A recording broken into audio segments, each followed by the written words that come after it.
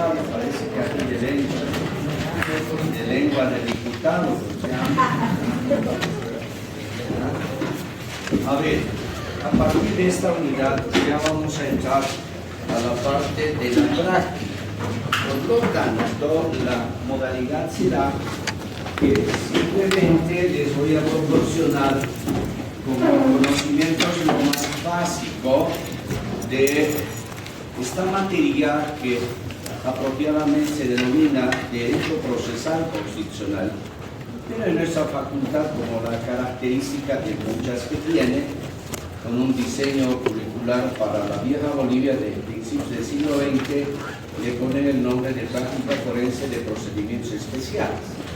Y ya les dije más de una vez, de especiales solo tienen a los docentes, ¿no? Como el que está aquí al frente, un hombre aburrido, viejo, eso es lo especial, otra cosa no hay. O sea, ya la materia debe de denominarse Derecho Procesal Constitucional, que tiene una parte teórica de comparación de conocimientos sobre el modelo de control de constitucionalidad, tanto en la parte orgánica, que lo hemos visto como parte del derecho constitucional, no separado, pero fundamentalmente la parte procesal para luego entrar a la práctica. Entonces, en la materia, yo no les voy a impartir muchos conocimientos, lo hice con quienes han sido mis alumnos en segundo curso, en la materia de derecho constitucional. Haré más énfasis en la parte de la práctica forense, propiamente dicha, donde ustedes adquieran las capacidades, ya no conocimientos, capacidades, habilidades y destrezas para plantear y tramitar con propiedad esta acción denominada en la Constitución como acción de defensa. En realidad es una acción tutelar. ¿Por qué? Porque su finalidad es otorgar protección inmediata, efectiva, eficaz a dos derechos que son los más importantes de toda persona: la vida y la libertad física, ¿no? Pero la Constitución maneja la nomenclatura de acciones de defensa. La primera, entonces, es la acción de libertad.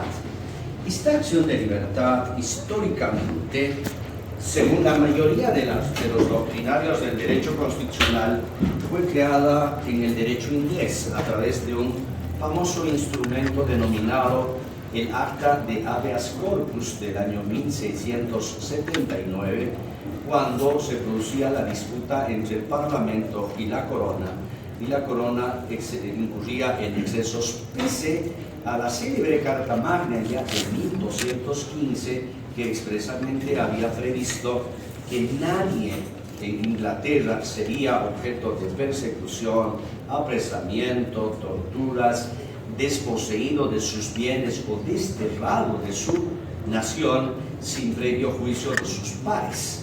A pesar de ello, la corona incurría en excesos. Entonces se estableció un instrumento, reitero, denominado el Acta de Habeas Corpus, creando un procedimiento jurisdiccional ágil, rápido, sencillo, al que podía acudir el hombre libre, víctima de afectación de su libertad física, ante una autoridad judicial para que éste ordene la exhibición en cuerpo, de ahí viene habeas corpus, la exhibición, presentación en cuerpo de una persona cuya libertad está amenazada de restricción o está restringida por acciones y decisiones ilegales de la autoridad pública. Quiero advertir que, sin embargo, a pesar de esta doctrina que es generalizada, hay algunos profesores como don Daniel Antocolés que creen que los orígenes de esta acción se encuentran en el derecho romano. En el antiguo derecho romano, y saben ustedes, les han enseñado seguramente el año pasado de historia del derecho romano, creo que se llama la materia, ¿no? Que es la antesala para entrar al ámbito del derecho civil. Ellos se especializaron en crear el derecho privado, esencialmente civil, sobre la persona y sus bienes. Pero, según don Daniel Antocolés, crearon un interdicto, vale decir un procedimiento ágil sencillo, denominado de homine libero exhibendo, la exhibición de un hombre libre. Recuerden que Roma era un estado esclavista, donde el esclavo no era un ser humano, sino un objeto semoviente que formaba parte del patrimonio del esclavista. Entonces, este interdicto, que es un procedimiento jurisdiccional sencillo, ágil y rápido, permitía al hombre libre, amenazado de persecución o víctima de la detención, apresamiento, en su caso tortura ilegal y arbitraria, acudir ante el juez directamente u otra persona por él para pedir la exhibición del cuerpo. El juez admitía el interdicto, ordenaba a la autoridad que lo exhiba para verificar la situación jurídica. De manera que si establecía que el acto es ilegal, en el mismo acto ordenaba la inmediata libertad y reparación. Es esto lo que relata el profesor Daniel Antogores, reitero, como un sector minoritario de la doctrina. El sector mayoritario de la doctrina afirma que esta institución nace en el derecho inglés, unas características que hoy conocemos en el mundo entero. En nuestro estado boliviano, esta vía tutelar se introdujo a través del plebiscito popular de 1931, convocado por una junta militar, gobierno de facto, donde se consultó a la población la aprobación e introducción de 10 reformas a la Constitución. Una de ellas fue incorporar el recurso de habeas corpus como mecanismo de protección a la libertad física en 3 situaciones: la persecución, la detención o procesamiento ilegal o indebido, esta tercera causal muy particular del Estado boliviano. Se aprobó por mayoría se aprobaron estas propuestas de habeas corpus, pero formalmente se introdujo al texto de la Constitución en la Convención Constituyente de 1938, post Segunda Guerra Mundial.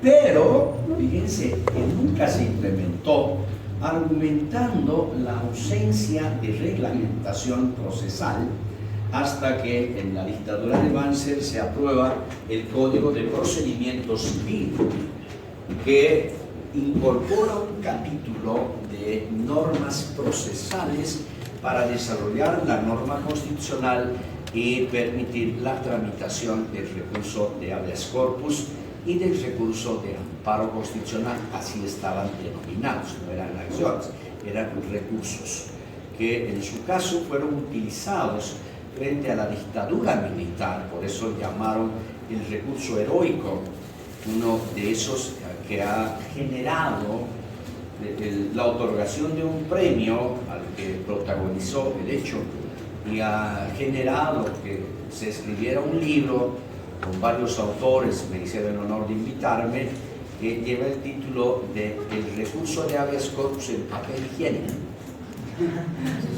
¿Por qué? Porque este ciudadano, que a su vez era abogado, Reinaldo Pérez, joven dirigente del movimiento nacionalista revolucionario, cuando el dictador Banzer decide romper relaciones con el MNR, los partidos más grandes de la época, y Falange Socialista Boliviana, el adversario, quienes lo habían apoyado a Banzer para dar el golpe de Estado frente al gobierno de Juan José Torres, que era un gobierno de izquierda, entre comillas. Entonces, el 74, Banzer decide deshacerse, romper la relación con los partidos, deshacerse, y emite el famoso Decreto Supremo de Seguridad Nacional número 11.947, donde en su artículo segundo pone en vigencia la Constitución de 1967 en todo aquello que no sea contrario a la Constitución. Fíjense esa joyita donde los abogados del dictador pusieron que primero era el decreto supremo, luego la ley, luego la pinche Constitución. Solo es entendible en gente ignorante de la dictadura militar. Pero bueno, En ese decreto supremo se otorgó potestad excepcional al Ministerio del Interior, hoy Ministerio de Gobierno, para apresar, en su caso desterrar o exiliar o mantenerlos apresados en las cárceles de máxima seguridad a todos los extremistas, es decir, aquellos que en criterio de la dictadura eran de izquierda y estaban tramando subversión contra la dictadura. Entonces, en aplicación de esta norma, empezaron a perseguir a todos los dirigentes políticos, incluidos sus ex aliados del MNR. Y en ese operativo apresaron a este joven abogado, dirigente del MNR, Reinaldo Peters, lo mandaron a la cárcel de máxima seguridad. Y él se ingenió redactar el recurso de habeas corpus, obvio que era abogado, entonces tomó un papel higiénico que tenía de sus papeles que se estiraban así como chicle. Es lo que tenía en la celda que le había llevado a su familia y redactó el habeas corpus, denunciando el apresamiento ilegal, la violación de su derecho, por lo tanto, acudiendo al artículo 18 de la Constitución del 67, la derogación de amparo. Es cuando visitó a su esposa, agarró el papel higiénico, metió dentro de los calcetines sucios, porque a la salida revisaban la celda, revisaban el ingreso, revisaban la salida. Si encontraban, imagínense eso, se agravaba la situación. Entonces, ocultaron dentro del calcetín. Y la señora sacó y le dijo, sales y lo llevas a la Corte Distrital de Justicia, así se llamaba el Tribunal Departamental, en La Paz. La señora llevó y lo admitieron. Eso es lo llamativo, admitieron. Convocaron a audiencia, se apersonaron como terceros coadyuvantes en la figura del derecho civil, procesal civil, el Colegio de Abogados de La Paz, el Colegio Nacional de Abogados, para asumir la defensa de su colegiado, el abogado. El resultado final es que el ministro fue y dijo, no, yo no he cometido ninguna ilegalidad. Aquí hay un decreto supremo que me permite hacer eso. Es una persona subversiva, estaba tramando la subversión contra el gobierno del general Banzer y por lo tanto, en aplicación de esta norma, hemos procedido a detenerlo. Y el resultado fue que no le otorgaron la tutela. Le negaron. Pero él mostró la posibilidad de utilizar este medio. Le llamaron el recurso heroico de última instancia al que uno pueda recurrir, ¿no? Se ha hecho un libro y curiosamente se ha pegado en el libro, en el original que está archivado, el recurso en el papel higiénico, en el texto del recurso. Pero bueno, tuvo muy poca, utilizaron, pero tuvo poca efectividad el recurso. A esto quiero llegar históricamente. ¿Cuándo adquiere la calidad de convertirse en una guía idónea de protección del derecho a la libertad física? Cuando se crea el Tribunal Constitucional, que inicia sus labores el 1 de junio de 1999. Es donde encontramos, digo encontramos porque fui parte de ese tribunal, que de cada 100 presos en la cárcel, 84 estaban con detención preventiva. Entonces empezamos a otorgar tutela, ordenar a los jueces la inmediata libertad. Hice un trabajo de consultoría pagado, solicitado por la cooperación alemana, etc., de revisar toda esa jurisprudencia en materia penal y encontré que en 47 casos, fíjense, habíamos mandado antecedentes al Ministerio Público contra jueces que incurrieron en la detención ilegal de personas para que les abran el proceso penal. Y en 80 casos habíamos enviado al Consejo de la Judicatura, hoy Consejo de la Magistratura, para que les instauren procesos disciplinarios a los jueces. Con eso logramos en 5 años de trabajo reducir de 84% al 48%. Es decir, 48 de cada 100 presos estaban con detención preventiva, de lo que originalmente eran 84 de cada 100. Lamentablemente hoy otra vez estamos con 68 de cada 100 con detención preventiva. Porque otra vez ha retornado la arbitrariedad en la que incurren los jueces cautelarios para aplicar la prisión preventiva. Bueno, esto como antecedentes de este recurso. Con la reforma constitucional de 2009, el artículo 18 de la Constitución del 67 se modifica y de recurso de habeas corpus se denomina acción de libertad. Es decir, esto es parte de algo que yo llamo el contenido ideológico de la Constitución, que está en el preámbulo, que es la descolonización y la decolonización, dicha tan grosera y torpemente. La idea de la decolonización es romper toda la sobredependencia política, económica, con otro Estado, tecnológica. Sin embargo, sabemos que eso es puro discurso. Y la propia Constitución mantiene institutos coloniales. Sin embargo, en ese discurso se dice hay que dejar de utilizar el latín y poner en aymara, en quechua, en guaraní el nombre de esa acción. No estoy exagerando. En español le ponemos acción de libertad. Primera reforma, se cambia el nombre. ¿Qué virtudes y qué defectos tiene? Virtud de que la gente sí pues lo va a llamar en español. ¿Qué defectos tiene? Que si ustedes ponen en el buscador de Google bibliografía sobre acción de libertad, les garantizo que encontrarán máximo 5 o 6 libros. Máximo, ¿no? De profesores bolivianos que han escrito en la materia. Doctora César Coneta, Dorita Montenegro, mi ex asistente, Ramiro Canedo Chávez, alguien más, quien les habla en su libro Constitución Constitucional, y mi discípulo Alan Vargas. Después no hay, pero si ponen habeas corpus van a encontrar 10.000 ofertas de bibliografía. Y estamos hablando de lo mismo. Una primera situación. La segunda, en el ideario colectivo de la sociedad estaba ya instalado el habeas corpus. De manera que ante el abuso, el abuso de poder que priva la libertad, la gente decía, voy a acudir al habeas corpus. Hoy esa gente que no es abogada dice, quitaron el habeas corpus. Ya no hay habeas corpus. ¿Entienden?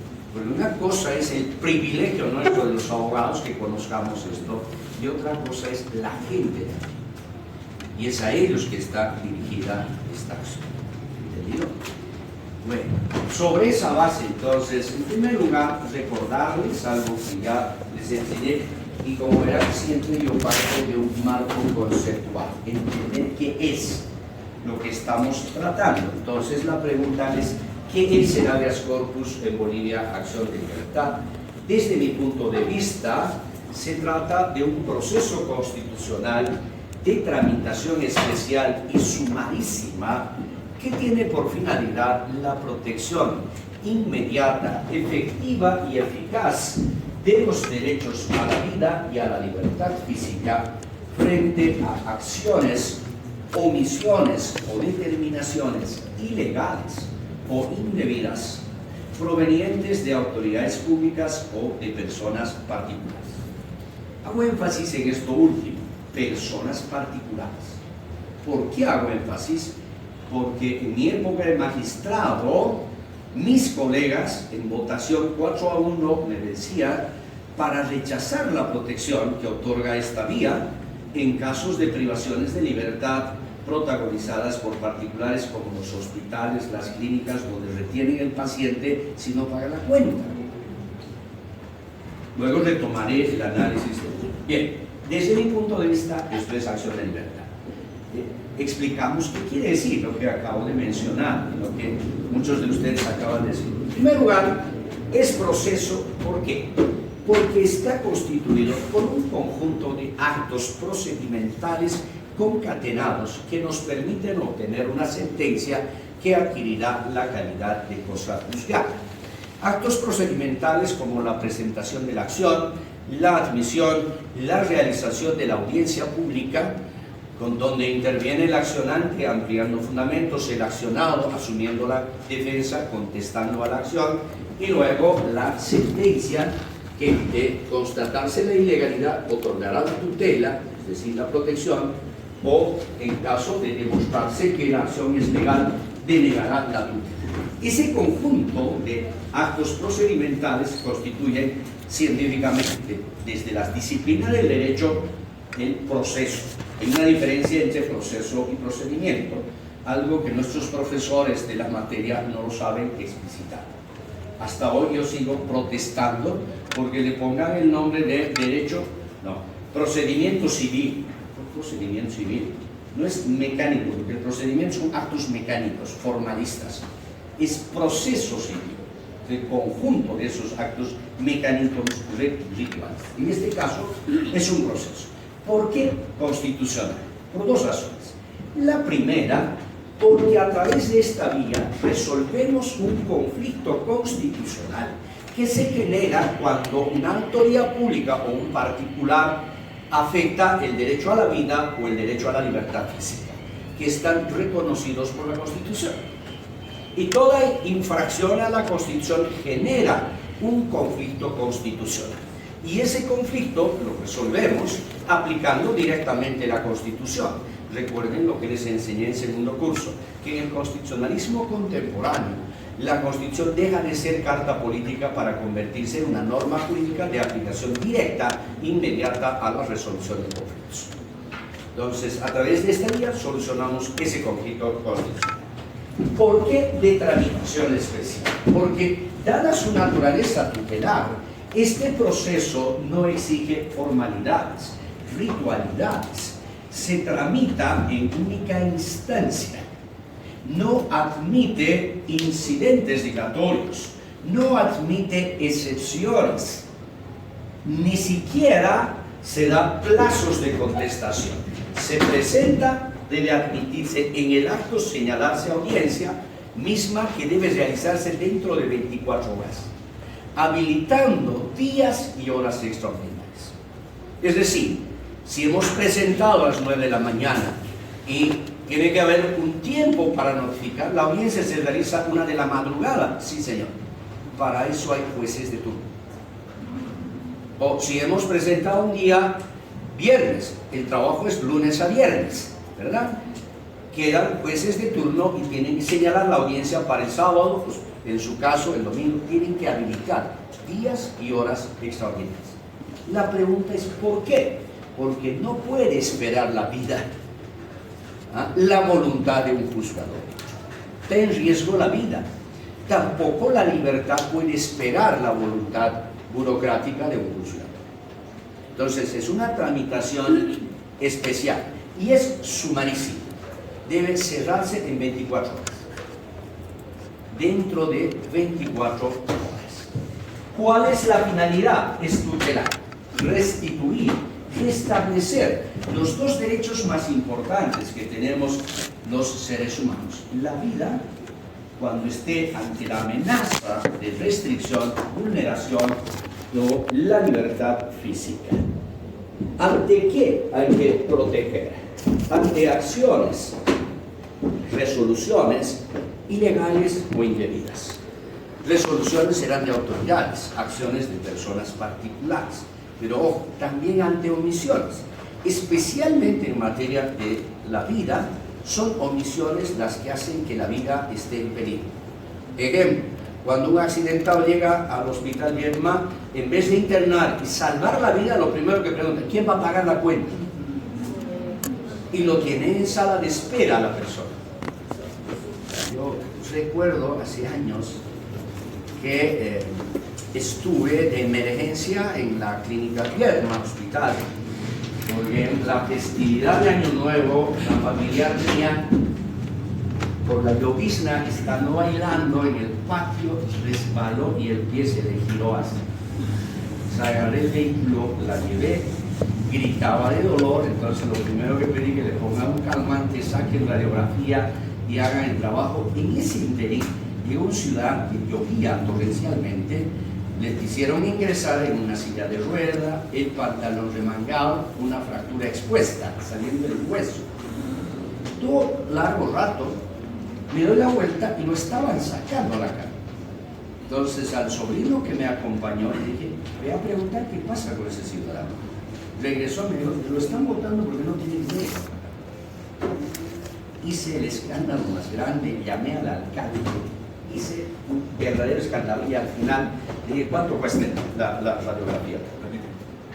Perdonen, pero les boté literalmente con dinero, porque cuando uno pierde la calma en circunstancias no puede ser que primero sea el dinero y no la salud y la vida. Entonces, ahí se producen las omisiones ilegales, ¿me entienden? Y frente a esa omisión se activa esta vía de acción deliberada. Reitero, en la primera etapa del tribunal, constitucionalistas pensaban que en ese entonces habeas corpus sería acción de libertad, no procede contra particulares. Yo les preguntaba, ¿dónde dice que no procede contra particular? En la vieja escuela del derecho constitucional liberal se creía que el único que viola derechos fundamentales es el Estado. En el derecho contemporáneo se constata que no solamente es el Estado el que viola derechos humanos, sino también los particulares, por ejemplo, derechos económicos, sociales, culturales. ¿Quiénes son los principales vulneradores, violadores de ese derecho? Los empleadores frente al trabajador, ¿o no? ¿Y el empleador es Estado? No. Es un privado que tiene poder económico y tiene una asimetría en la relación con el trabajador. Entonces, cuando votábamos para tomar la decisión, me ganaban por goleada 4-1, entonces lo que yo ponía es voto disidente, protestante. Recuerdo anecdóticamente que pasé una de las peores navidades porque cerca de Navidad llegó un caso de una jovencita que los padres le prohibieron al enamorado y la dejaron encerrada en la habitación. El enamorado se enteró, presentó recurso de habeas corpus. Le denegaron, llegó al tribunal, yo fui relator, revocando la decisión, otorgando la tutela y ordenando a los padres ponerla en libertad. Los colegas me ganaron, hice voto disidente. ¿Dónde está lo doloroso? Me enteré que al poco tiempo la muchacha se quitó la vida. Pues, al retornar de Navidad, les caía a mis colegas, sí, ustedes son unos inhumanos. Pudimos haber evitado esa pérdida humana.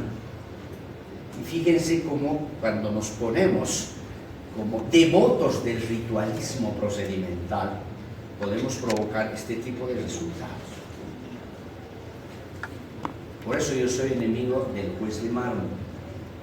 ¿Qué es un juez de mármol? Aquel ciudadano al que algún cirujano le ha sacado el corazón y le ha puesto en reemplazo una piedra preciosa que se llama mármol, que utilizamos normalmente en piso, en el mesón, en el adorno, ¿verdad?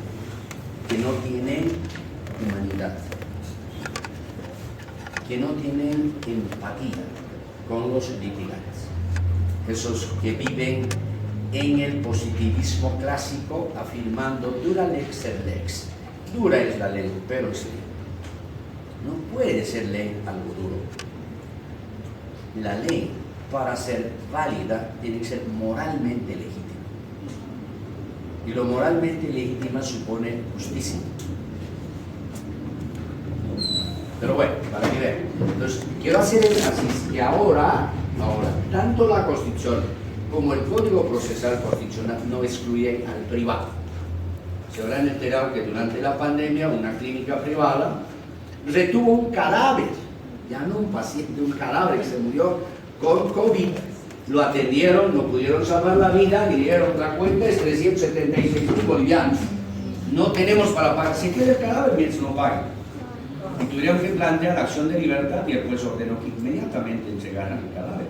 Pero no pueden utilizar como un objeto de prenda para cobrar.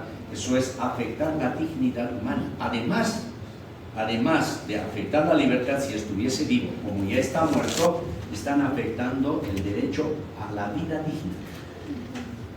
Porque recuerden que el derecho a la vida, les he enseñado en el segundo curso, no se reduce solamente a la manifestación biológica y a la existencia biológica. También incluye la vida digna. De nada sirve la existencia biológica si no tiene vida digna. Si tiene una vida indigna. Entonces, se los presento, esta es acción de libertad. ¿Cuál es la naturaleza jurídica que tiene esta acción? En primer lugar, se trata de una acción tutelar. ¿Por qué? Porque, como he mencionado en el concepto, su finalidad última es otorgar una protección inmediata, efectiva, otorgar una tutela a dos derechos fundamentales, la vida y la libertad física frente a la ilegalidad o la arbitrariedad. Por otro lado, es una vía de garantía constitucional, garantía jurisdiccional constitucional. Es un mecanismo procesal de tramitación especial sumarísima para lograr la pronta y oportuna protección de los derechos a la vida y la libertad física. El trámite de esta acción no reconoce fueros ni privilegios. Saben ustedes que hay una garantía constitucional, no a la persona, sino a la independencia de un órgano o de una autoridad que se llama fuero constitucional, que lo han reducido a la mínima expresión en la reforma constitucional del 2009. Si uno evalúa, ha sido negativo, no positivo. Hoy tiene fuero constitucional que es presidente, vicepresidente del Estado, que no pueden ser enjuiciados por los delitos cometidos en sus funciones si no es previa autorización del legislativo y ser enjuiciados ante el máximo tribunal de justicia, que es el Tribunal Supremo. Ese es el fuero, que no es un privilegio de la persona, sino es a la independencia del presidente, porque de no ser así, todos los días la oposición presentaría 1000 procesos penales y el presidente estaría todo el tiempo en el Ministerio Público y no ejerciendo su función.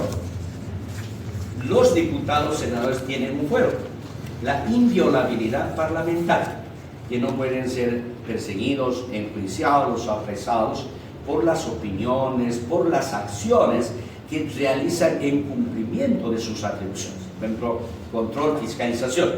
Anoche, por ejemplo, lo sentaron en la mesa del actual ministro de Hidrocarburos. Fue una interpelación. Y en la interpelación es una confrontación, un debate donde le dice: ministro, usted es un mentiroso, porque dice que nada tiene que ver con YPFB, pero recordamos que de acuerdo a la ley de hidrocarburos, usted es el presidente nato del directorio.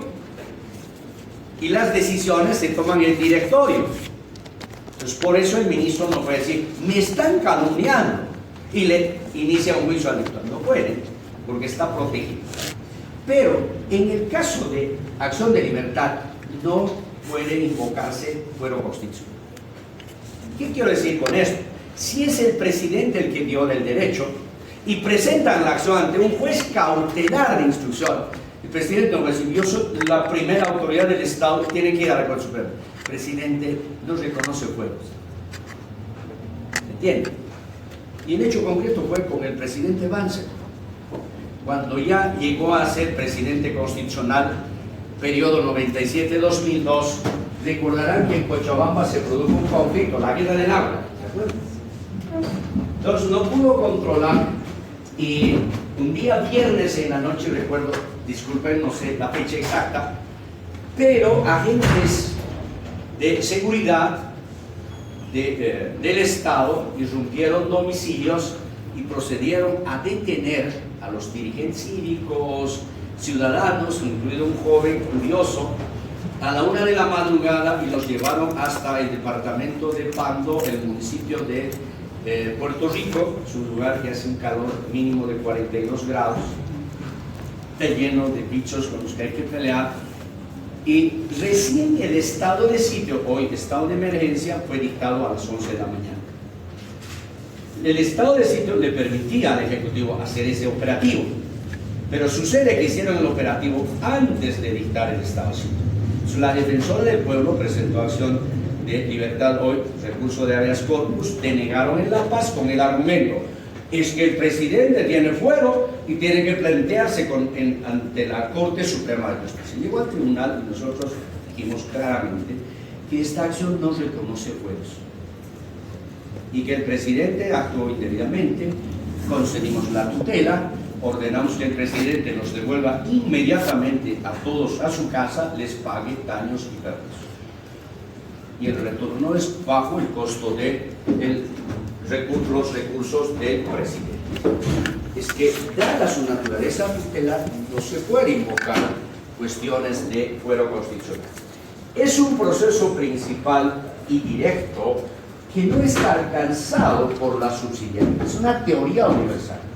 Pero tengo que advertirles que en el primer periodo del tribunal, 99-2007, porque hay 3 periodos del tribunal, después de largo debate, recuerdo que debatíamos con mi muy respetado amigo, colega, profesor Wilman Durán, que era doctor en Derecho Penal, Procesal Penal.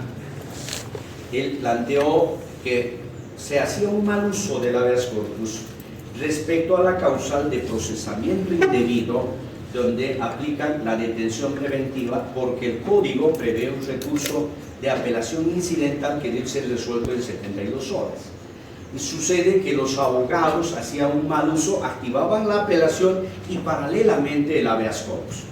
Y se dio casos de 2 fallos contradictorios, en la apelación y en el habeas corpus. Entonces, después de mucho debate, se adoptó establecer la improcedencia excepcional, escuchen bien, improcedencia excepcional del habeas corpus en caso de procesamiento ilegal indebido donde se afecte la libertad con detención preventiva hasta que se agote la apelación incidental. Eso estaba establecido en la sentencia constitucional 0160/2005. Lamentablemente, con posteriores sentencias, han convertido la acción de libertad en una acción subsidiaria. Y lo último, bueno, las sentencias son la 185/2012, la 482/2013, la 188/2013, estableciendo más bien la procedencia excepcional y calificando ya así con términos que es una acción subsidiaria. Hemos hecho críticas a través de la doctrina. Hace unas 3 semanas creo que hemos tenido un conversatorio virtual con el magistrado Boris Arias, organizado por el Tribunal Constitucional, donde ha presentado 4 sentencias de avocación. Avocación es un término que se utiliza en derecho administrativo. Supone que la autoridad jerárquicamente superior atrae para sí la competencia de la autoridad inferior para corregir algún error. En materia jurisdiccional no se puede utilizar eso, pero claro, como vivimos en Bolivia, le han puesto en la ley 027, que es la ley del Tribunal Constitucional, que una de las atribuciones de la sala plena del tribunal es la avocación, cuando lo correcto es sentencia unificadora de jurisprudencia. ¿Por qué? Porque al ser un tribunal con salas, una sala dice esto es A, la otra sala dice esto es B, la otra sala dice esto es C, y los ciudadanos están en la incertidumbre.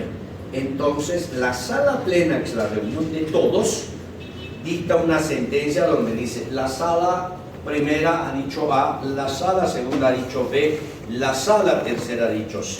Y analizando, la que tiene razón es la sala segunda que dijo B, y desde este momento este caso se entiende como B. No, ahora han hecho avocación. Y esta avocación, como se lo dije a Boris en intervención, tiene una motivación. Es descongestionar 18.800 expedientes que están atacados como ladrillos en el Tribunal Constitucional por la mala gestión de esos magistrados, siempre se me traba la lengua, que se autoprorrogaron diciendo que no querían dejar vacío de poder. No dejaron vacío de poder, sino un poder de extorsionar a la gente acumulando expedientes, porque seleccionaban cuál les interesaba y dónde podían cobrar plata y resolvían eso y el resto lo dejaban. Entonces la preocupación hoy es bajar esa cantidad para impartir justicia pronta y oportuna. El propósito está bien, lo que está mal es el contenido. Y ahí es donde mi colega, discípula María Elena Attal fue durísima con el magistrado respecto a un sesgo que, como siempre, afecta a la mujer, porque ha establecido lo que era la inversión de la prueba a favor de la víctima, él ha retornado a la carga de la prueba, y es un tremendo error. Y el otro error, se lo hice notar, es que nuevamente han reafirmado el carácter subsidiario de la acción. Reitero, eso es incorrecto. Ahora, yo entiendo perfectamente que es solo en Bolivia la causal de procesamiento indebido para activar la acción de libertad, porque como se protege la acción de libertad es ante persecuciones, ante detenciones o apresamientos ilegales, la afectación material de la libertad. El debido proceso, lo veremos más adelante, consiste en que una autoridad judicial tramita un juicio penal vulnerando el derecho al debido proceso en cualquiera de sus garantías mínimas. A eso se llama procesamiento ilegal o procesamiento indebido. Eso debería corregirse por vía de amparo, no por vía de acción de libertad. Entonces se ha colocado la vía de acción de libertad y eso ha hecho que los abogados hagan un mal uso y se incremente la carga procesal en un 100% anual. Y eso hace que crezca la mora judicial, al grado que esta acción, que es la más importante, se demora en el Tribunal Constitucional hasta 2 años. Que después de 2 años, la detención era ilegal, póngale, y está en libertad hace tiempo. Ya cumplió los 6 meses que le aplicaron de detención preventiva. No tiene sentido. ¿Entiendes? Entonces, queriendo corregir eso, yo diría metafóricamente, han salido de Guatemala y se han ido corriendo a Guatepeor, ¿no? Afectando la naturaleza, distorsionando la naturaleza de esta acción, que reitero es una acción principal, no es subsidiaria. El amparo, la acción de amparo sí es subsidiaria, no es sustitutiva, es supletiva, lo veremos más adelante. ¿Cuáles son los fundamentos jurídico-constitucionales para crear esta acción en el sistema constitucional boliviano? En primer lugar, el Estado constitucional de derecho. El artículo 1 de la Constitución define que Bolivia es un Estado constitucional de derecho. Y el Estado constitucional, como aprendimos en el segundo curso, es un modelo de organización social, política y jurídica que se caracteriza porque toda actividad del Estado debe subordinarse al ordenamiento jurídico, en cuya cúspide está la Constitución, que fija las condiciones de validez formal y material de todo el ordenamiento jurídico y de las decisiones de las autoridades. Ahora, uno de los elementos esenciales de ese Estado constitucional de derecho es la obligación del Estado de proteger derechos fundamentales. Y para cumplir esa obligación tiene que crear una vía expedita de protección, como es la acción de libertad. Segundo fundamento, los fines y funciones del Estado. Otra vez recuerden que en el tema 6, en el segundo curso, hemos aprendido que el sistema constitucional del Estado tiene bases ideológicas, tiene bases filosóficas, tiene bases axiológicas, tiene bases dogmáticas y bases funcionales. Las bases funcionales están definidas por el artículo 9 de la Constitución, cuyo inciso D, o numeral 4, ya se me cruzaron los cables, establece que uno de los fines y funciones del Estado es la protección de los derechos fundamentales. Entonces, ante las amenazas al derecho a la vida y la libertad física, el Estado tiene que garantizar la vigencia de ese derecho, creando un medio de garantía jurisdiccional expedito, ágil, como es la acción de libertad. Una otra fundamentación que encontramos en los compromisos y obligaciones internacionales que asume el Estado boliviano al suscribir y ratificar los tratados y convenciones internacionales. Entre ellos, a nivel mundial, el Pacto Internacional de Derechos Civiles y Políticos, cuyo artículo primero dice que los Estados parte se obligan a garantizar, a proteger, a resguardar, sin discriminación alguna, los derechos reconocidos por ese tratado. Y dos, se obligan a adecuar su derecho interno a las normas de ese tratado. Y tres, se obligan a adoptar medidas de orden legislativo, de orden administrativo y jurisdiccional para garantizar el goce pleno y ejercicio efectivo de los derechos. En el mismo sentido prevén los artículos 1 y 2 de la Convención Americana de Derechos Humanos, sobre Derechos Humanos, que Bolivia ha suscrito y ha ratificado. Y para cumplir ello, tiene que crear. Además, en el caso de la Convención Americana, el artículo 25, numeral 1 de esa convención establece el derecho humano de las personas a la protección judicial efectiva a través de un recurso o una acción sencilla y ágil. Entonces, estos son los fundamentos que sustentan la creación y función. Precisamente la Corte Interamericana de Derechos Humanos, interpretando ese artículo 25.1 al que hice referencia, en su opinión consultiva 0887, ha señalado la Corte que el habeas corpus es el medio más idóneo para ¿qué? Garantizar la libertad de las personas frente al abuso de poder, para controlar el respeto a la vida de las personas frente a las acciones de desapariciones forzosas, apresamientos seguidos de torturas físicas, psicológicas o las ejecuciones extrajudiciales, que han sido una característica de las dictaduras militares y civiles durante las décadas del 60, 70 y parte del 80 en América. Recuerden el Plan Cóndor, se han debido enterar que fue un convenio entre las dictaduras de Bolivia, Brasil, Chile, Paraguay, Argentina, de intercambiar presos políticos para torturarlos, en muchos casos ejecutarlos extrajudicialmente sin matarlos. Entonces, frente a eso, dice la Corte, el habeas corpus es el mecanismo eficiente, efectivo. También es eficiente para controlar el respeto a la integridad de las personas frente a las torturas que se despliegan en los centros de reclusión, para impedir desaparición forzosa de las personas, para impedir la indeterminación del lugar de detención de las personas. En las dictaduras detienen a las personas y uno no sabe dónde están. Pues ocultan la información. A través de esta acción se pide que aclaren dónde está guardando la privación de libertad de la respectiva persona. Finalmente, es el medio idóneo para proteger a una persona contra la tortura u otros tratos crueles, inhumanos o degradantes. Eso es lo que ha señalado la Corte Interamericana. Ahora, estas decisiones de la Corte Interamericana en el Estado boliviano son de cumplimiento obligatorio. Así lo ha definido, por un lado, así lo define la Convención Americana en su artículo 68.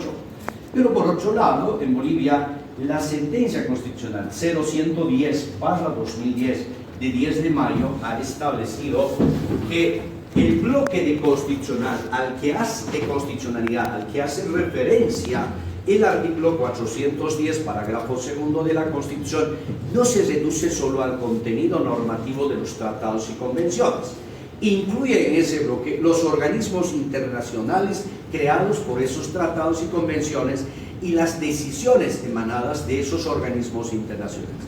Eso supone que el sistema interamericano son de cumplimiento obligatorio porque tienen jerarquía constitucional las sentencias, las opiniones consultivas de la Corte, los informes especiales o temáticos o los informes de casos concretos de la Comisión Interamericana.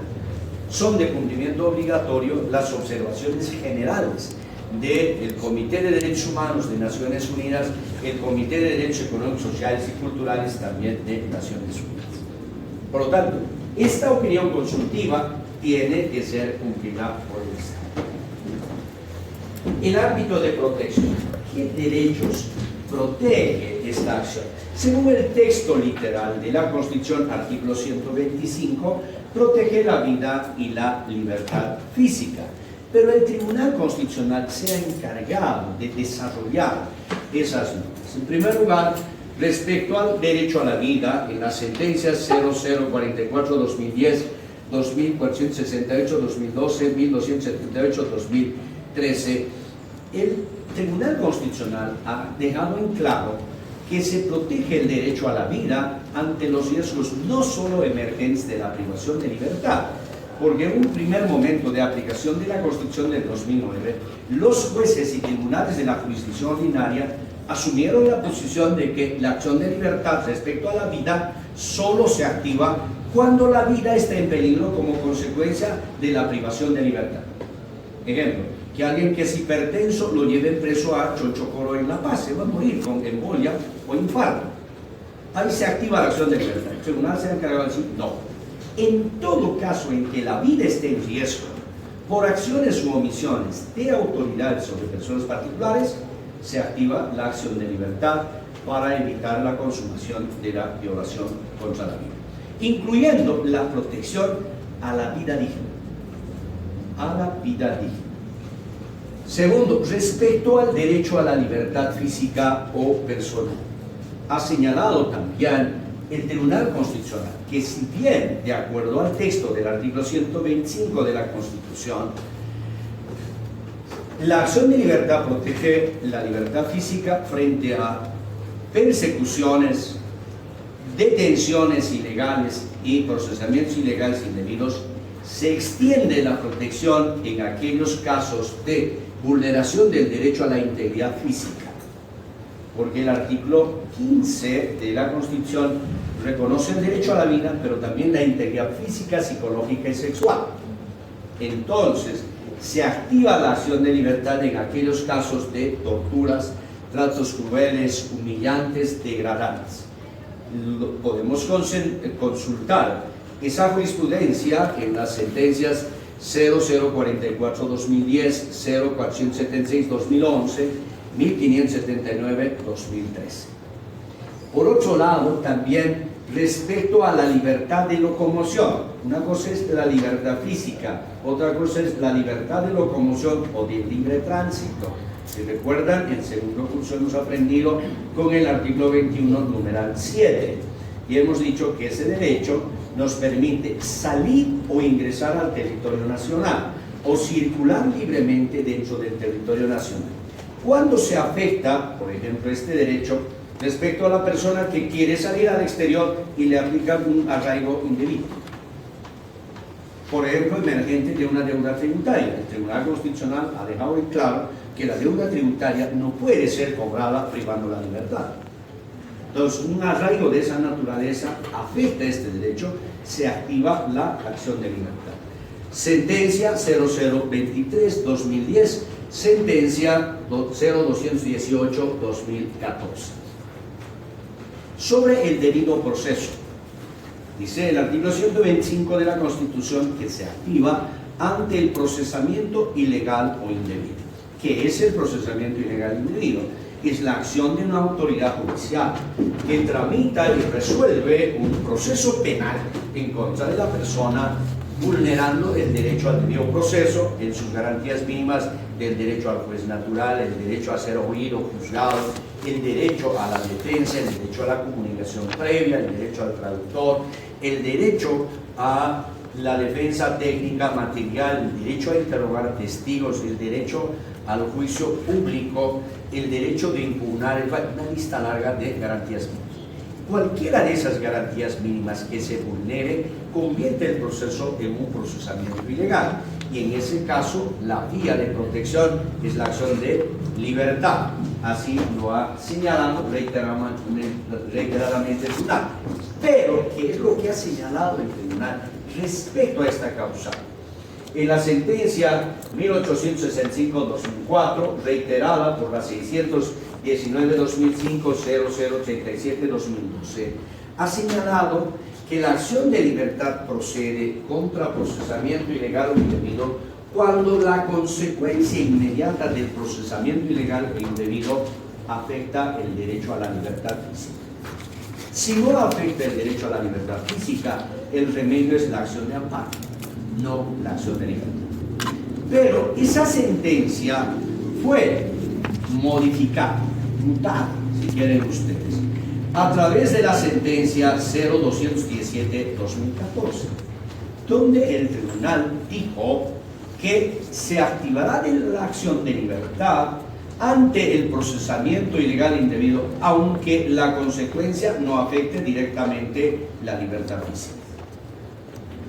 Es un estándar mayor, pero por el abuso de la acción por los abogados para contener, modularon nuevamente esta sentencia, y la sentencia de avocación número 02 de 2026 ha retornado a esta teoría de que el derecho, la acción de libertad frente a un procesamiento ilegal o indebido solo se activa cuando se cumplen dos condiciones. Fíjense esto cómo limita.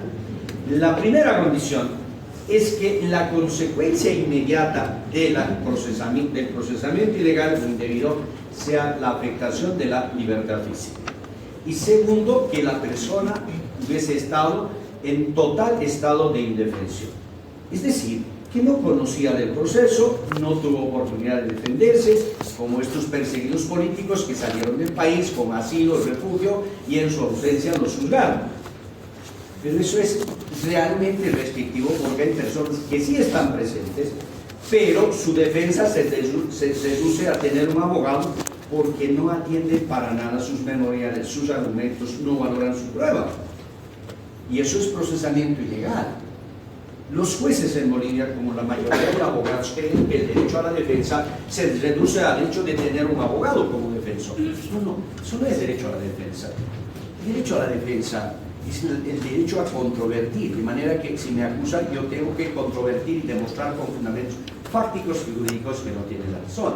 El derecho de objetar la prueba, el derecho de preguntar, interrogar a los testigos, el derecho a objetar una pericia y en su caso interrogar al perito, el derecho a presentar los alegatos y que el juez atienda y responda de manera expresa y fundamentada a mis alegatos, el derecho a que se valore la prueba. Pero eso no entienden los jueces y abogados. Entonces, con esta sentencia de avocación prácticamente han anulado esta causa. Y eso es lo que le criticamos al magistrado Boris Arias, que reitero, un excelente constitucionalista de la nueva generación, tiene un buen propósito, pero ese buen propósito ha hecho que se vaya a un extremo de neutralizar los efectos de una acción que está pensada para frenar el abuso de poder. ¿Está claro? Finalmente, el Tribunal Constitucional, respecto a la protección, ha señalado que también por vía de acción de libertad se protegen derechos conexos. Ejemplo, derecho a la salud. Prima facie, el derecho a la salud se protege por vía de acción de amparo. Pero cuando la vulneración del derecho a la salud pone en evidente riesgo el derecho a la vida, entonces utilizamos acción de libertad, no. Les pongo ejemplo. En una ocasión, hace años, mi secretaria me llama y me dice: hay un grupo de personas que quieren contratar sus servicios, dice que son enfermos renales, quieren presentar un amparo porque les niegan la atención de diálisis en el hospital Tierra, pero no tienen dinero que van a ahorrar para pagar. Entonces les doy cita, me explican y les digo: no es amparo, vamos a presentar acción de libertad. ¿Por qué? Porque los enfermos renales están obligados a recibir mínimamente una vez, mejor dos, diálisis, el suministro de un conjunto de elementos químicos, vitaminas, porque el riñón no está funcionando regularmente. O le trasplantan el riñón o tienen que darle esta diálisis 2 veces.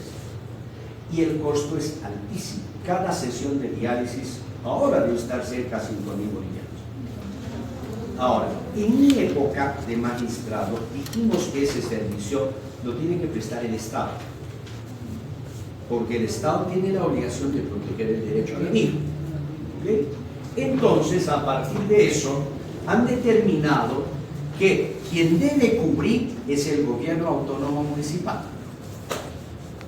Ahora, en un primer momento, antes de la descentralización, los hospitales de tercer nivel, como el Viedma, saben ustedes la clasificación de hospitales, ¿no? El primer nivel no es el mejor, es el básico que atiende consultas, curaciones, inyecciones. El de segundo nivel ya atiende consultas, curaciones, rayos X y cirugías simples como un parto por cesárea, una fractura no expuesta. Y el de tercer nivel, además de todo eso, hace investigación, diagnóstico de enfermedades, laboratorios, tomografía, cirugías, las más riesgosas. Y en todo Cochabamba tenemos un hospital de tercer nivel, que es el bien. Y no tenemos en todo el país un hospital de cuarto nivel donde puedan ya hacer investigación científica para tratar, por ejemplo, el cáncer. Todo está aquí. Entonces, el hospital de tercer nivel, Vietma, era administrado por la alcaldía. Con la reforma de la Constitución y la ley de descentralización, esa competencia de administrar el hospital de tercer nivel pasa a la gobernación. Entonces, el Vietma es administrado por la gobernación, no por el gobierno municipal. Entonces, el gerente del Vietma dice, lo siento, ya no dependo de la alcaldía, sino de la gobernación, y la alcaldía creo que va a contratar clínicas particulares para ir a hacer. Y les corte el suministro. Entonces, fíjense, si no les dan ya se van a morir. Ahí están afectando el derecho a la salud, pero poniendo en riesgo inminente la vida. Entonces les digo, vamos a hacer acción de libertad. Doctor, olvídense, no hay honorarios, es más, la oficina paga los costos. Entonces le sentamos al administrador del viernes. Él nos dice, es que no es la alcaldía la que paga, no importa. Usted suministra el servicio y le factura a la alcaldía. Pase de la factura a la alcaldía, pero la burocracia no puede hacer que se muera la gente. Tema burocrático arreglan entre entidades del Estado. Pero lo anecdótico es, después de unos 3 años, aparece en mi oficina el gerente y me dice, ¿sabe qué, doctor? Usted me ganó esta acción y resulta que ahora la alcaldía 2 años que no me paga. Está en mora. Y haga otra acción. Pero no me pida que yo le atienda. Usted era la parte adversa. Por ética no le puedo atender, pero presente una acción. Entonces, con esto lo que quiero que me entiendan es que esta acción protege derechos conexos.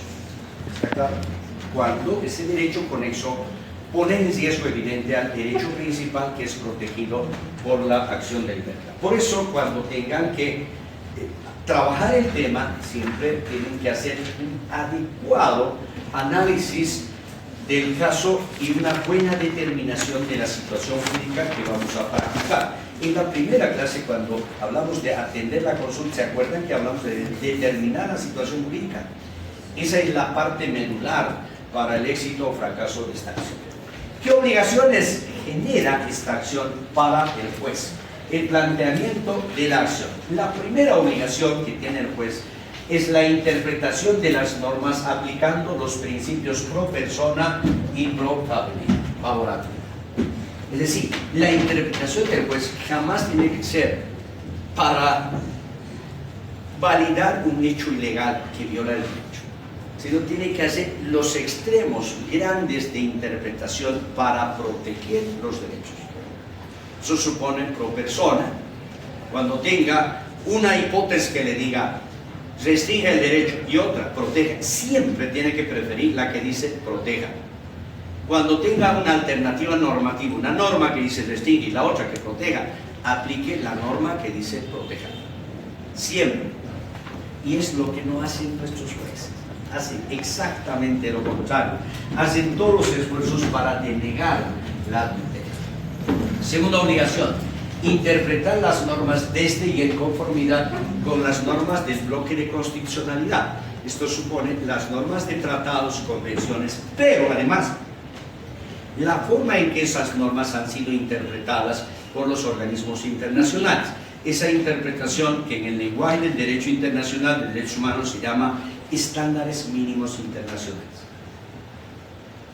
Entonces, como abogados, siempre debemos tener en el escritorio, en físico o en la computadora, los estándares mínimos internacionales. Habrán revisado su plataforma. Para esta acción les he enviado los estándares que yo lo he clasificado extrayendo de un documento de la comisión para facilitarles el trabajo. Por otro lado, en la parte de la bienvenida se los he colocado el libro, en versión virtual, de la Convención Americana sobre Derechos Humanos comentado por expertos. Cada experto un artículo. Entonces, por ejemplo, sobre el derecho a la libertad física, el artículo 7 de la Convención, ahí están todos los estándares ya clasificados. Si quieren mirar el debido proceso, artículo 8, están todos los estándares debidamente organizados, clasificados. Eso les facilita la labor, porque lo otro es que se entren a revisar una sentencia y se tengan que leer toda la sentencia, y si están muy atareados, eso es un poco menos que imposible. Para facilitarles, yo les he puesto ese material de trabajo.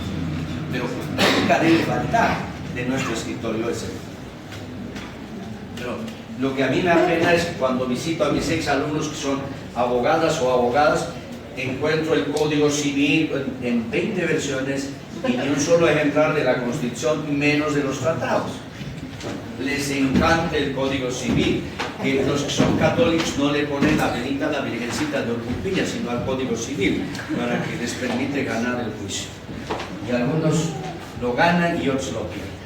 La otra obligación del juez es aplicar el principio de progresividad en la interpretación de las normas de la Constitución y del bloque que reconocen los dos derechos protegidos, derecho a la vida y la libertad. ¿Y qué es el principio de progresividad? Es que se tiene que ir incrementando, se tiene que incrementar por vía de jurisprudencia los elementos esenciales de cada derecho. En el segundo curso les he enseñado y hemos trabajado con esos elementos. ¿Se acuerdan? Les daba el concepto del derecho y los elementos esenciales de cada derecho. Esto hay que ir acrecentando, eso es principio de progresividad. Y es eso lo que tiene que hacer el juez. ¿Para qué? Para que el habeas corpus sea una acción de resultados, no de mera existencia, como dicen los estándares internacionales. Finalmente, es obligación del juez sustanciar la acción exento de formalismos y ritualismos. Aquí está prohibido, bajo sanción, que el juez diga con carácter previo. Es más, el artículo 3, numeral 5 del Código Procesal Constitucional establece el principio del no formalismo, por lo tanto, la acción de libertad puede ser planteada por vía oral, cuando se trata de menores de edad o de personas indigentes, sin necesidad de intervención de abogado. Y así debería ser. ¿Okay? Entonces, estas son las obligaciones del juez, que conozca la acción. Hay una clasificación doctrinal de la acción de libertad que nuevamente en las sentencias avocatorias el magistrado relator ha querido desconocer la acción de pronto despacho. Hay una acción que veremos luego de pronto despacho. Esto es cuando los jueces o tribunales de materia penal se demoran en atender solicitudes de cesación de la detención preventiva. ¿Ya? Se solicita la cesación y señalan audiencias de aquí para 2 meses, sin tomar en cuenta que la libertad es un bien esencial. Entonces, frente a eso, se creó la figura de la acción de pronto despacho, para que por esa vía se le obliga al juez instalar inmediatamente la audiencia, definir la situación jurídica positiva o negativamente. Pero en este tema de reducir la carga procesal, han cerrado el paso en la sentencia de avocación número 04, que nuevamente le criticamos. Hay las siguientes acciones. La acción reparadora, la acción de libertad reparadora. A través de esta acción se ataca una lesión ya consumada. Ya se ha consumado la detención ilegal, la prisión ilegal con relación a la persona. Entonces presentamos la acción para que se repare, le pongan en libertad y paguen los daños y perjuicios. Nuevamente acá, en el primer periodo del Tribunal Constitucional, donde tuve el honor de ser parte, establecimos que en caso de que cese la detención, igual se realice la audiencia para verificar si la detención era ilegal o era legal. En caso de ser ilegal, se ordene la reparación. ¿Por qué? Porque se van a dar cuenta cuando usted se ejerza en la profesión, los policías arbitrarios dicen, lo voy a detener por 24 horas. Mientras prepare la acción de libertad, ya pasan las 24 horas. ¿no? ¿Para qué? Para torturarlo y hacerle cantar, como dicen ellos, el delito. Y hay casos en los que han cometido graves errores judiciales porque bajo presión han admitido un delito que no cometieron, y en pleno proceso, y en un caso cuando ya había sentencia de 30 años de cárcel, aparece el verdadero autor. Entonces, en esa época razonamos, dijimos, si lo han detenido, ha presentado la acción y se entera el policía, lo pone en libertad, igual hay que realizar la fecha, porque el presidente dice, ya ha cesado la persecución o la detención, ¿no? Igual se realiza la audiencia para determinar si su decisión era legal o era ilegal. Si era ilegal, usted tiene que pagar la consecuencia, porque hay una tipificación del delito de privación ilegal de la libertad, artículo 192 del Código Penal. Han tenido que aprender en teoría penal, ¿verdad? Pero ahora, con la sentencia de avocación, han dicho, si ha cesado, ya no debe presentarse acción de libertad. Con esto, otra vez los policías van a detener, ¿no? Y cuando se enteren que hay acción de libertad, los van a poner en libertad. Si ya ha cesado, no pasa nada. Y en esas 24 horas ya los han torturado, o físicamente o psicológicamente. Lamento esos errores, pero bueno, comprendo, no lo convalido, comprendo la desesperación que tienen. ¿Qué hacemos con esos 18.000 expedientes? ¿Qué hacemos? Yo les dije una sugerencia, cómo pueden resolver.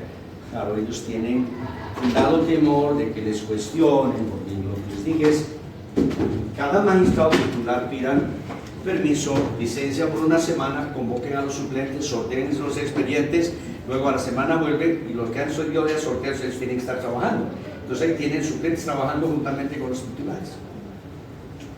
Y en vez de 4 tenemos 8 magistrados. Claro. Y eso no está reñido con la ley, no está reñido con la Constitución. Porque cuando asume la titularidad del suplente, cuando el titular está impedido. Entonces yo me impido una semana para que venga, pero como ya le entregué el expediente, no tiene que devolver, tiene que terminar de resolverlo. Y hay un presupuesto para pagarle su salario. Pues. No tomar estos remedios, se llaman los atajos para los caminantes, ¿no? Que terminan dañando a las personas. Entonces, cuando se produce esa situación de consumación de la lesión, se plantea esta acción.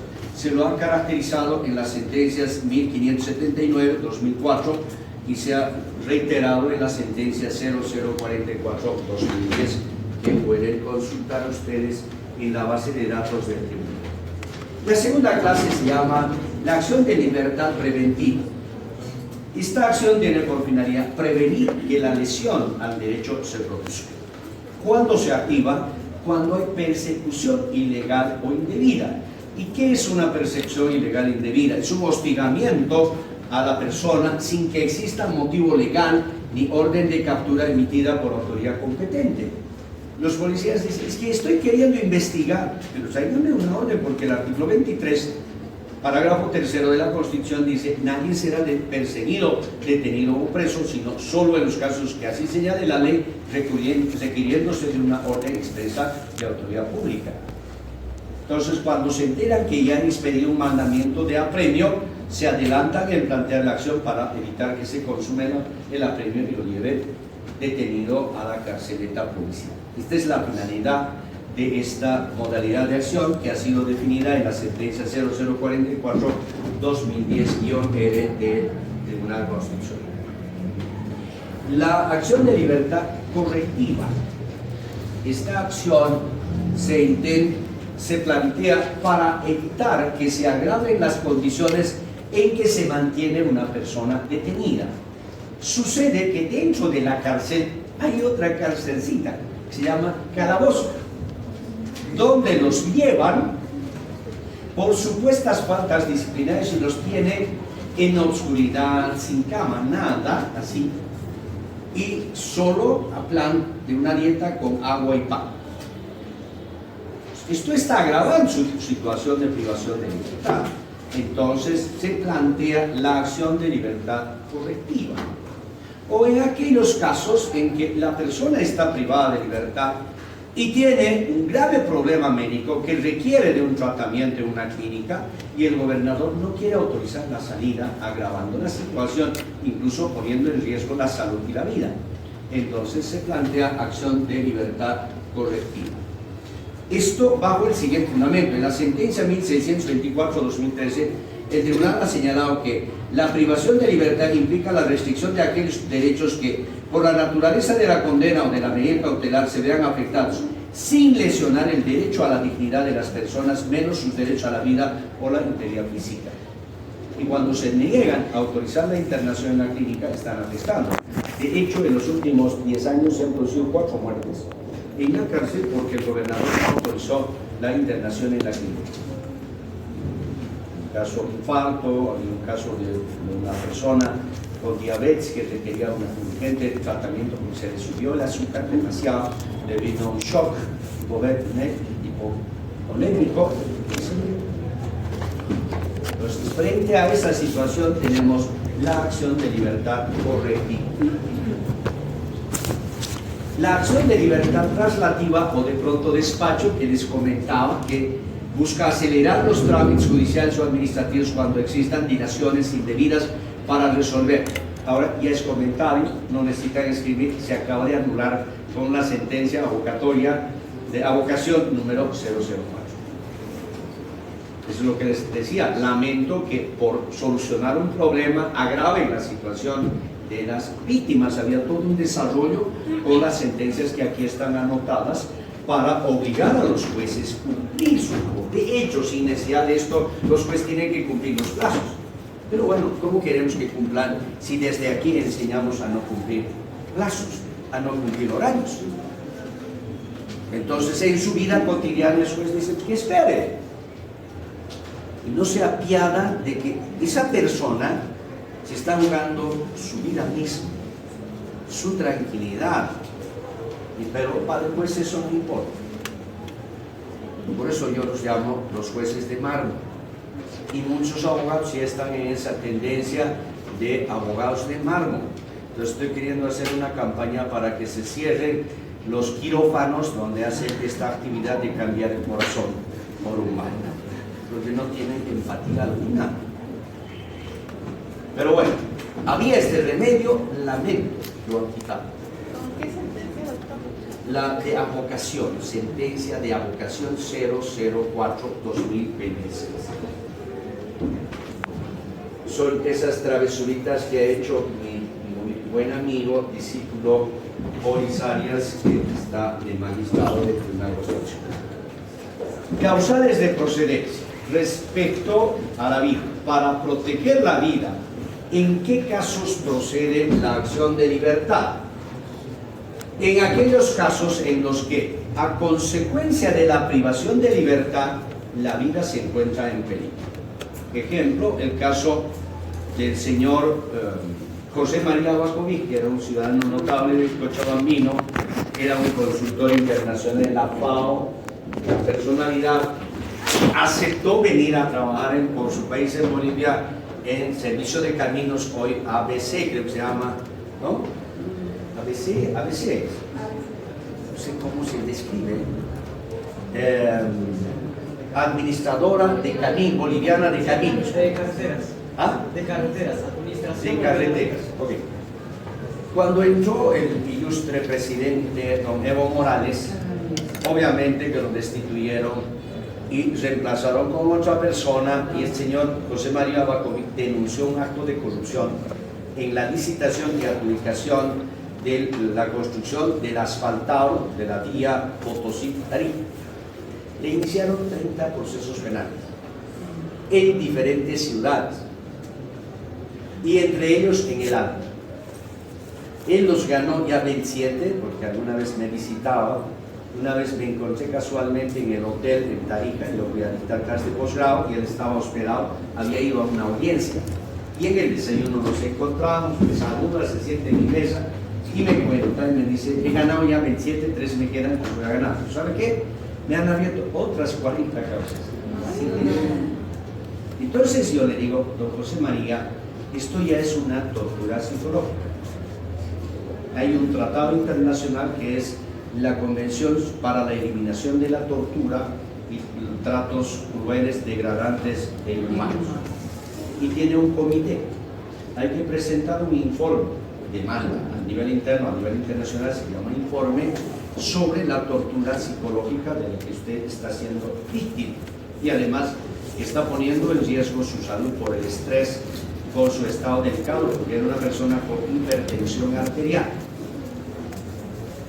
¿Y qué debo hacer? Entonces le digo, su abogada, que fue mi compañera de curso, le digo, sugiérale que prepare un borrador, que me lo mande, yo con mucho gusto se lo voy a afinar y lo mandamos al comité. Claro que sí. A la semana le señala la audiencia en el alto, el médico dice, usted está prohibido de viajar. Y para evitar que lo detengan, viaja y se muere por un infarto cardíaco.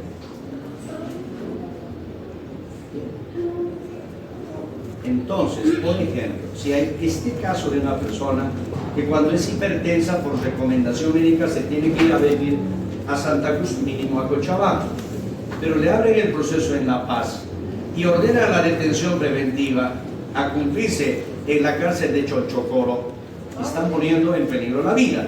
Ahí presentamos acción de libertad. ¿Está claro?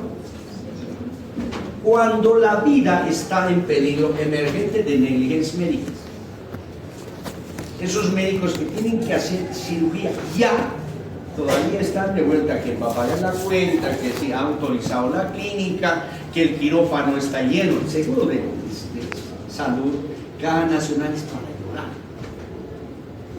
Recuerdo que una vez una persona de tercera edad le dijeron, orden de tomografía, va, estaba ahí acompañando yo a mi esposa, y dice, vengo a programar, de aquí a 90 días.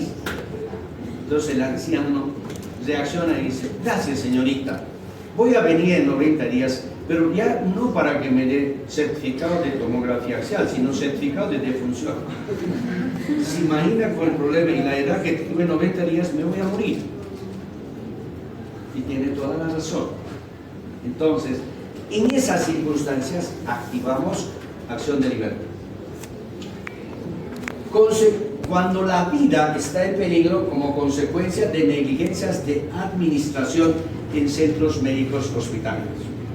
Eso que les digo, entra un enfermo, le hacen cirugía y la junta médica llega a la conclusión de que no es suficiente, hay que hacerle otra cirugía más delicada, pero que en esa clínica no puede practicarlo. Entonces le dan de alta y le dicen llévele a otra clínica. Y cuando los familiares quieren sacar, el administrador dice, no, primero paga la cuenta. Si no, no sale. Conozco más de 20 casos de eso. Entonces están reteniendo al paciente como una garantía para cobrar una deuda, lo cual es ilegal. ¿Qué hacemos? Planteamos acción de libertad. Por eso esa acción, si es de noche, se tiene que hacer la audiencia a medianoche, en la madrugada, porque tenemos que salvar una vida. O cuando llega alguien que está gravemente herido consecuencia de un accidente de tránsito y lo primero que dice, ¿quién va a pagar la cuenta? ¿Quién va a firmar el formulario de garantía del pago de la cuenta? Está poniendo en peligro la vida. ¿Qué hacemos? Activamos este mecanismo. Porque no todas las personas ahorran plata para su salud, ¿verdad? Y ahí está la mayor deficiencia del Estado por omisión, porque el derecho a la salud se resguarda a través del seguro de salud, que solo cubre al 20% de la población que está en relación obrero-patronal. Porque quien aporta para el seguro de salud es el empleador, no es el empleado. Todo el resto que trabaja por cuenta propia, campesinos, artesanos, comerciantes, transportistas, profesionales en el ejercicio libre, no tienen cobertura del seguro de salud. Ahora, el presidente Morales, como parte de su campaña para la reelección, creó el SUS, creo que es Seguro Universal de Salud. ¿Es una buena iniciativa? Sí. El tema es que esa iniciativa no funciona si no se asigna presupuesto. Entonces llegué al hospital de segundo nivel, que es el hospital del norte, de la zona norte, La gente haciendo fila para conseguir una fichita y si han conseguido le dicen, pero los medicamentos no te los podemos dar, te tienes que comprar. Es lo mismo que nada. Y durante este tiempo en que el dólar se subió, los medicamentos se han ido hasta el cielo. Las veces que yo me encuentro en farmacias ciudadanos que dicen, vengo, no me alcanza mañana, vuelve mañana. No, ya ha vuelto a subir. Y a mi hija me dice, papá, casi lloro porque el ciudadano tenía una receta que costaba 600 bolivianos y él decía, tengo 400, ¿qué hago? Me sentí tan mal de decirle, yo no pago, podía sentirse ofendido. Pero se me ocurrió decir, señor, disculpe, ¿sabe? Yo necesito factura para mis descargos. ¿Usted me permitiría pagar la diferencia, pero que la factura me la den a mí? Dice el enemigo, puede señorita, sí, yo podría hacerlo. Por favor, ok. Esto es tan frecuente, sucede en nuestras narices y nadie dice nada. Ok, está el SUS, pero el SUS tiene que comprender la consulta, la cirugía, la provisión de medicamentos de acuerdo al Vademécum. Ahora, incluso en el Vademécum han reducido. Yo hago un control rutinario, entenderán, están frente a un anciano y ya les dije, les debo triplicar o cuadruplicar en edad. Entonces soy cliente asiduo del seguro y la médica me dice, ¿sabe que tiene que mantener en una dosis más pequeña este medicamento? Ya está bien usted, pero mantenga, le sugiero. Claro, le digo, le voy a dar la receta, pero ¿sabe que ya ha cortado, ya no le puede dar el seguro? Tiene que ir a comprarse en la farmacia. Claro, pues es mi salud, pero no todos van a decir eso. No todos están en condiciones de decir eso. Entonces se queda con el papel doblado, listo. Para esos casos es esto. Entiendan como abogados, no desperdiciemos la acción de amparo y libertad en cosas de pelearnos con jueces tontos.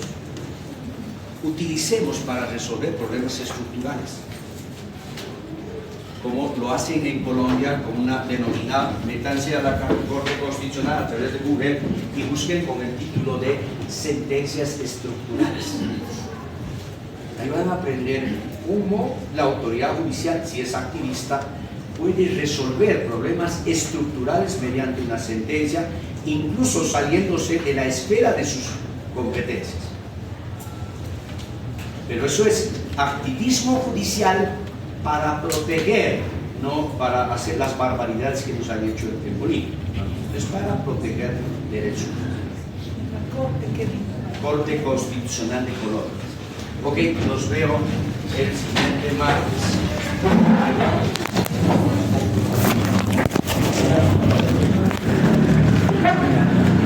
Jonathan.